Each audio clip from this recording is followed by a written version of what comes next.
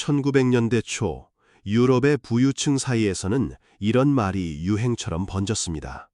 아르헨티나 사람처럼 부자다. 당시 아르헨티나는 세계 5대 경제 대국으로 1인당 GDP는 미국이나 프랑스를 능가했지요. 유럽인들은 일자리를 찾아 남미의 부에노스아이레스로 향했고, 그곳에는 남미 최초의 지하철이 개통될 정도였습니다. 하지만 2025년 오늘 아르헨티나의 모습은 어떤가요? 역사상 무려 9번의 국가 부도를 기록했고, 연간 물가 상승률은 평범한 상상을 초월하며 국민 10명 중 4명은 빈곤에 시달리고 있습니다. 불과 한 세기 만에 세계 최고의 부자 나라가 어쩌다 상습적인 파산 국가가 되었을까요?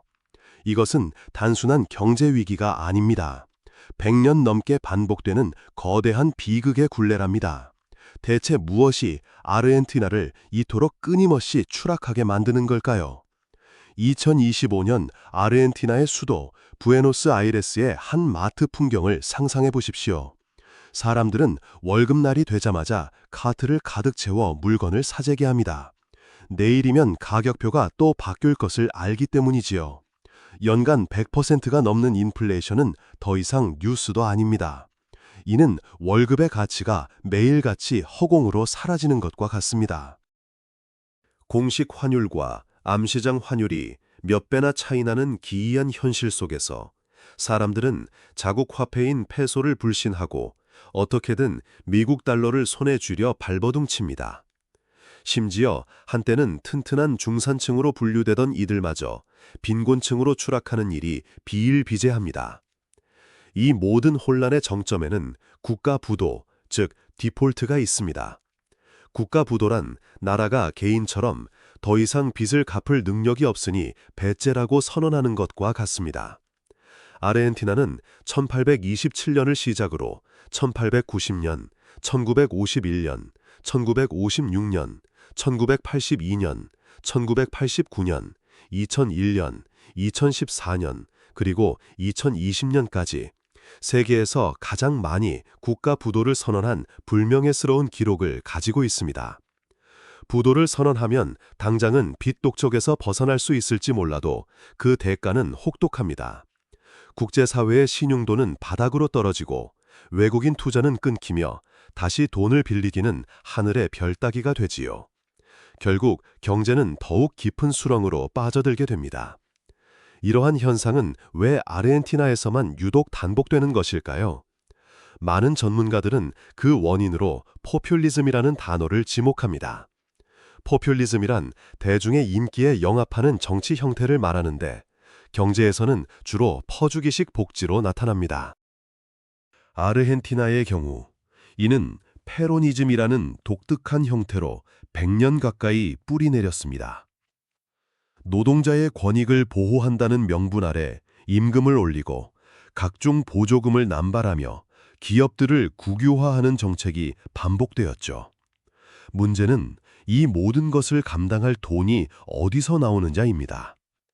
아르헨티나는 광활하고 비옥한 대지 팜파스에서 나오는 농축산물 수출에 크게 의존해 왔습니다. 국제 곡물 가격이 높을 때는 문제가 없어 보이지만 가격이 떨어지거나 지출이 감당 못할 수준으로 늘어나면 재정은 순식간에 구멍이 나기 시작합니다. 이 구멍을 메우기 위해 정부가 선택한 가장 손쉬운 방법은 바로 중앙은행을 통해 돈을 찍어내는 것이었습니다. 시중에 돈이 마구 풀리니 화폐 가치는 폭락하고 물가는 천정부지로 치솟는 하이퍼인플레이션이 발생합니다. 이는 곧 외채 상환 불능으로 이어져 또다시 국가 부도를 맞게 되는 악순환의 시작이지요. 이처럼 포퓰리즘 정권의 과도한 지출, 재정 적자, 화폐 발행, 인플레이션, 국가 부도로 이어지는 공식은 지난 100년간 아르헨티나 경제를 설명하는 비극적인 패턴이 되었습니다. 여러분이 만약 월급의 절반이 다음 달이면 휴지 조각이 되는 나라에 산다면 어떤 심정일 것 같습니까? 이야기는 20세기 초 아르헨티나의 황금 시대로 거슬러 올라갑니다. 당시 아르헨티나는 끝없이 펼쳐진 비옥한 평야, 팜파스를 기반으로 세계적인 농축산물 수출 대국이었습니다. 냉장 선박 기술의 발달로 아르헨티나산 쇠고기와 밀은 유럽의 식탁을 점령했고 막대한 외화가 나라로 쏟아져 들어왔습니다. 아르헨티나 사람처럼 부유하다는 말은 이 시기에 생겨났으며 수도 부에노스아이레스는 남미의 파리라 불리며 화려한 문화를 꽃피웠습니다. 1913년에는 일본보다도 14년이나 앞서 지하철을 개통할 정도로 인프라가 발전했고 수많은 유럽 이민자들이 기회의 땅 아르헨티나로 몰려들었습니다. 하지만 1940년 아르헨티나 역사를 송두리째 바꿀 인물이 등장합니다. 바로 후안 도밍고 페론 대통령입니다. 그는 산업화 과정에서 소외되었던 노동자 계층 데스카미사도스의 압도적인 지지를 받으며 집권했습니다. 페론과 그의 아내 에바 페론, 즉 에비타가 펼친 정책이 바로 페로니즘의 시작이었지요. 페로니즘의 핵심은 국가 주도의 산업화와 노동자 보호, 그리고 광범위한 복지 정책이었습니다. 페론 정부는 노동자들의 임금을 대폭 인상하고 연금과 무상의료, 교육 혜택을 크게 늘렸습니다.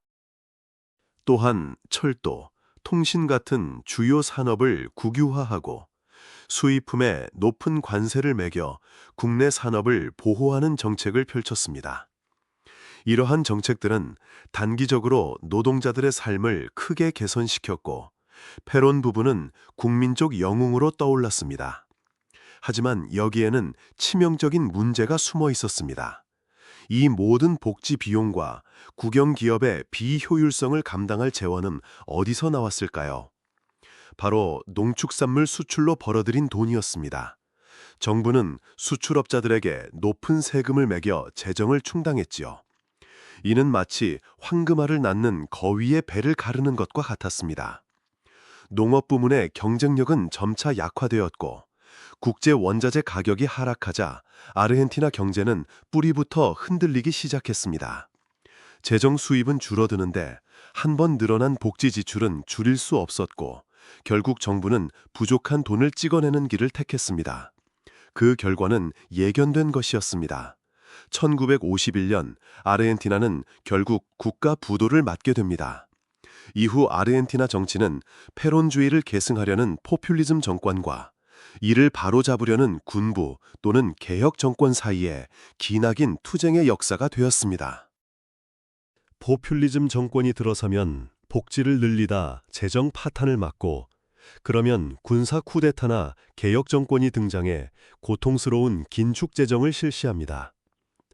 긴축의 고통에 지친 국민들은 다시 달콤한 복지를 약속하는 포퓰리즘 정치인에게 표를 던지고 역사는 지겹도록 반복되었습니다. 1989년의 하이퍼 인플레이션, 2001년의 사상 최대 규모 디폴트 등 굵직한 경제 위기들은 모두 이 악순환의 연장선 위에 있습니다. 아르헨티나의 100년 롤러코스터, 그 근본적인 원인은 과연 무엇일까요? 단지 포퓰리즘 정책 하나만으로 이 모든 것을 설명할 수 있을까요? 좀 더 깊이 들여다보면 문제는 경제, 정치, 그리고 사회 문화가 복합적으로 얽힌 구조적인 함정에 있습니다. 첫째, 경제 구조의 취약성을 꼽을 수 있습니다. 아르헨티나는 20세기 초부터 팜파스라는 축복받은 자원에 안주하며 제조업 기반을 키우는데 소홀했습니다. 경제의 근간이 농축산물 수출이라는 단일 엔진에 과도하게 의존하다 보니 국제 원자재 가격 변동에 국가 경제 전체가 휘청이는 구조가 고착화된 것입니다. 이는 마치 한 가지 농사에만 모든 것을 건 농부가 흉년이 들면 파산하는 것과 같은 이치지요. 둘째는 정치의 실패, 특히 페로니즘으로 대표되는 포퓰리즘의 고착화입니다. 페로니즘은 단순히 퍼주기 복지를 넘어 아르헨티나 사회에 깊이 뿌리 내린 정치 문화가 되었습니다.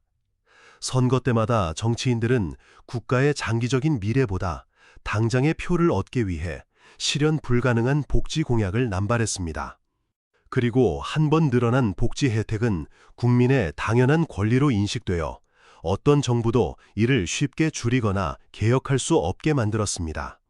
설령 고통스러운 구조개혁을 추진하려는 정권이 들어서더라도 강력한 노조와 기득권층의 저항에 부딪혀 번번이 좌절되곤 했습니다. 여러분이라면 미래를 위한 고통스러운 수술과 당장의 달콤한 진통제 중 무엇을 선택하시겠습니까? 아르헨티나의 정치는 지난 70년간 끊임없이 진통제를 선택해온 셈입니다. 셋째, 사회적 합의의 부재와 극심한 분열입니다. 아르헨티나 사회는 페론주의를 지지하는 세력과 반대하는 세력으로 극명하게 나뉘어 국가적 위기 앞에서도 좀처럼 힘을 합치지 못했습니다. 경제 위기를 극복하기 위해서는 국민적 고통 분담과 사회적 대타협이 필수적이지만 아르헨티나에서는 각 집단이 자신의 이익만을 주장하며 사사건건 대립했습니다. 정부는 재정 적자를 메우기 위해 수출세를 올리려 하고 농업계는 이에 격렬히 반발하는 식의 갈등이 끊임없이 반복되었지요. 이러한 불신과 분열은 장기적인 안목의 일관된 경제정책을 불가능하게 만들었고 위기가 닥칠 때마다 돈을 찍어내는 단기적인 미봉책에 의존하게 만들었습니다. 결국 아르헨티나의 비극은 자원의 저주와 포퓰리즘의 덫이 자랍된 결과물이라고 할 수 있습니다. 너무나도 손쉽게 부를 안겨준 천연자원은 힘든 산업구조 개혁의 필요성을 잊게 만들었고 포퓰리즘은 한 번 맛보면 끊을 수 없는 마약처럼 국가 재정을 갉아먹었습니다. 빚을 내서 잔치를 벌이고 잔치가 끝나면 또 다른 빚으로 다음 잔치를 준비하는 악순환. 이것이 바로 지난 100년간 아르헨티나가 부자와 파산을 오가는 롤러코스터에서 내리지 못했던 진짜 이유일 것입니다. 2023년 말, 이 지긋지긋한 악순환의 고리를 끊겠다며 한 인물이 혜성처럼 등장했습니다. 바로 전기톱을 들고 유세에 나선 하비에르 밀레이 대통령입니다. 그는 자신을 자유지상주의자로 칭하며 아르헨티나 경제 문제의 근원을 거대하고 방만한 국가 자체로 규정했습니다. 그의 해법은 충격적이었습니다. 정부 부처를 절반으로 줄이고 중앙은행을 폐쇄하며 각종 보조금을 대폭 삭감하는 등 말 그대로 국가 조직을 전기톱으로 해체하는 수준의 급진적인 개혁을 약속했지요. 2025년 현재 밀레이노믹스라 불리는 이 거대한 사회 실험은 아르헨티나를 또 한 번의 거대한 전환점으로 이끌고 있습니다. 밀레이 대통령의 충격요법은 즉각적인 효과를 보였습니다. 취임 직후 페소화 가치를 50% 이상 평가절하하고 정부 지출을 극단적으로 줄이자 2023년 12월에 25.5%에 달했던 월간 물가 상승률이 2025년 들어 한 자릿수로 떨어지는 등 살인적인 인플레이션이 잡히기 시작했습니다. 수십 년 만에 재정 흑자를 기록하고 마이너스였던 외환 보유고도 다시 쌓이기 시작했지요. 심지어 2024년 상반기 한때 50%를 넘어섰던 빈곤율은 2025년 상반기 31.6%까지 긍정적인 신호도 나타났습니다. 국제통화기금 IMF는 아르헨티나 경제가 강력한 회복세를 보이고 있다며 긍정적인 전망을 내놓기도 했습니다. 하지만 이 모든 성과는 엄청난 고통을 동반하고 있습니다. 정부 지출 삭감은 공공서비스의 질 저하와 실질 임금 감소로 이어졌고 극심한 내수 침체를 불러왔습니다. 국민들은 당장 치솟는 버스 요금과 전기세를 감당해야 했고 중산층마저 붕괴하는 현실에 직면했습니다. 밀레이의 개혁은 전기톱 경제 대학살이라는 비판에 직면했으며 그의 정책에 반대하는 대규모 시위가 끊이지 않고 있습니다. 전문가들 사이에서도 평가가 극명하게 엇갈립니다.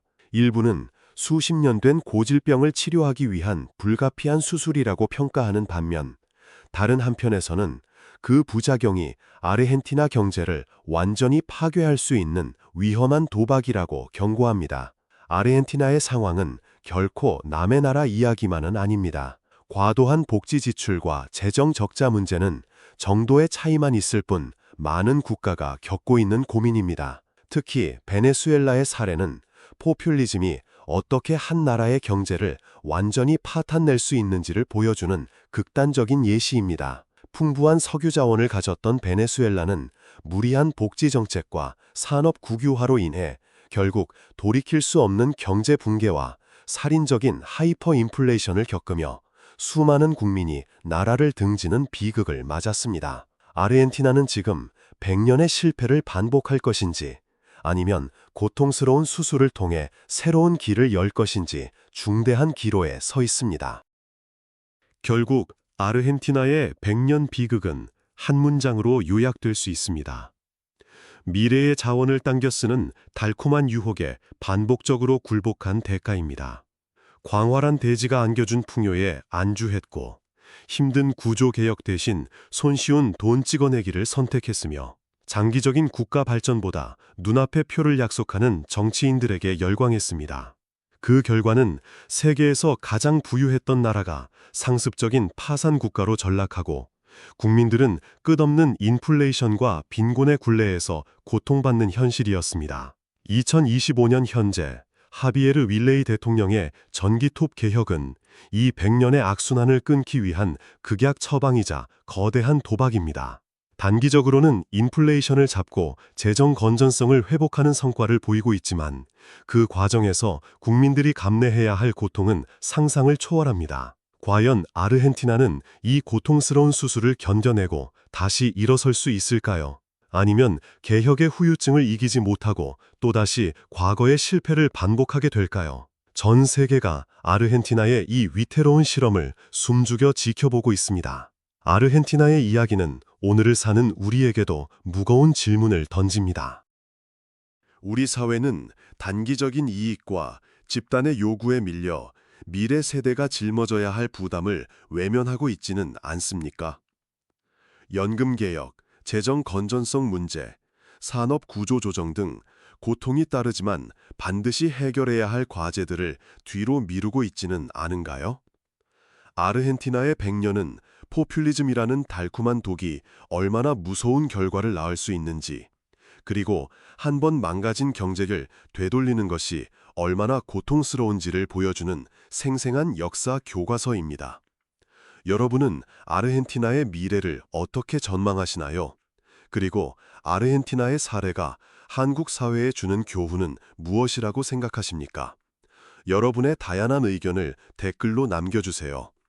구독과 좋아요는 더 좋은 컨텐츠를 만드는 데 큰 힘이 됩니다. 다음 영상에서 뵙겠습니다.